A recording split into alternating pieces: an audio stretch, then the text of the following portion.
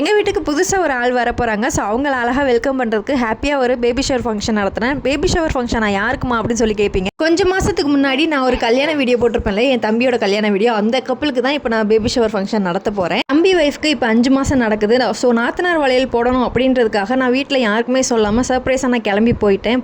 அம்மா வீட்டுக்கு போனதுமே எல்லாமே சர்ப்ரைஸ் ஆட்டாங்க. நான் யாருக்குமே நான் சொல்லாமல் தான் போனேன். ஸோ என்னன்னு கேட்டாங்க. அதுக்கப்புறம் தான் சொன்னேன் வளையல் போடணும்ல, அதனால தான் வந்தேன் அப்படின்னு. ஸோ 2 நாளைக்கு முன்னாடி போனேன்.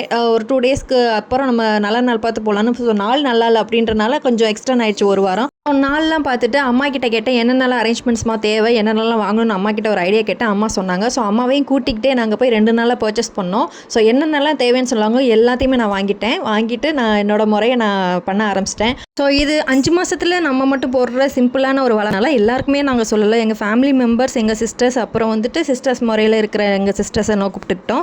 அதுக்கப்புறம் கொஞ்சம் பெரியவங்க இருப்பாங்க இல்லையா நம்ம வீட்டில், நம்ம பக்கத்துல எல்லாம், அவங்கள மட்டும் கூப்பிட்டுக்கிட்டு நாங்கள் ரொம்பவே சிம்பிளாக போட்டுருவோம். ஏன்னா 7 மாதத்துலேயோ 9 மாதத்துலேயோ பொண்ணோட வீட்டில் போடுவாங்க கொஞ்சம் கிராண்டாக. ஸோ இது நம்மளோட வளகாப்பு தானே, நாத்தனார் வளகாப்பு தானே அப்படின்றதுனால நாங்கள் கொஞ்சம் சிம்பிளாக தான் நடத்துக்கிட்டோம். இந்த வளகாப்பில் கொடுக்குற அந்த கலர் சாதம்லாம் யாருக்கு ரொம்ப பிடிக்கும்னு சொல்லுங்கள். எனக்கு பர்சனல் ரொம்பவே பிடிக்கும். ஸோ இது 5 மாத வளகாப்பு அப்படின்றனால 5 வகை சாதம் வந்து நாங்கள் பண்ணோம். நம்ம கூப்பிட்டு கெஸ்ட் எல்லாருக்குமே வெசல்ஸ் வந்துட்டு நம்ம ரிட்டர்ன் கிஃப்டாக கொடுத்தோம். அப்புறம் பிரியாணி போட்டோம். ஸோ அஹானாவோட ஒரு செல்ஃபி எடுத்துகிட்டு நாங்கள் அதுக்கப்புறம் பிரியாணியை பேக் பண்ண போயிட்டோம். நம்மளுக்கு பேக் பண்ணுறதுக்கு நம்ம வீட்டு பக்கத்தில் இருக்க குட்டீஸ்லாம் கொஞ்சம் ஹெல்ப் பண்ணாங்க பார்சல் பண்ணுறதுக்காக. ஸோ இந்த மாதிரி நீங்கள் யாரெல்லாம் உங்கள் ஊரில் இந்த மாதிரி 5th மந்த் வளகாப்பு செலிப்ரேட் பண்ணுவீங்க, அதாவது நாத்தனார் வளகாப்பு போடுவீங்க அப்படின்னு மறக்காமல் நம்ம கமெண்ட்டில் சொல்லிட்டு போங்க. வீடியோ பிடிச்சிருந்தா மறக்காமல் லைக் அண்ட் சப்ஸ்கிரைப் பண்ணி சப்போர்ட் பண்ணுங்கள். பாய்.